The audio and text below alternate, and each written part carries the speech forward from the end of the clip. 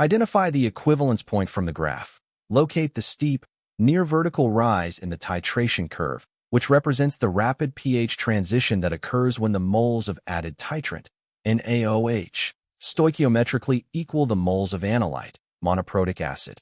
This sharp inflection point occurs at exactly 50 milliliters of NaOH added. Determine the volume at the half equivalence point. For a weak acid titration, the half equivalence point is reached when exactly half of the volume of strong base required to reach the equivalence point has been added. V half equals V equivalence over 2 is equal to 50 milliliters over 2 is equal to 25 milliliters. Relate the half equivalence point to pK. According to the Henderson-Hasselbalch equation, pH equals pK A plus log A to the power negative over HA.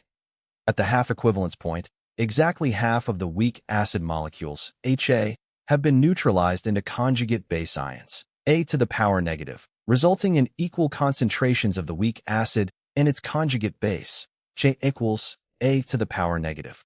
Because the ratio is 1, the log 1 term becomes 0, and the equation simplifies to pH equals pK. Read the corresponding pH value from the curve.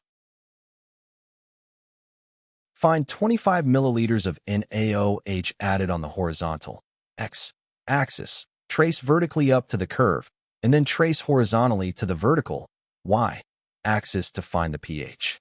The curve sits directly at a pH of 4.0 at this point, indicating that the pK of the acid is closest to 4.0, which matches option B.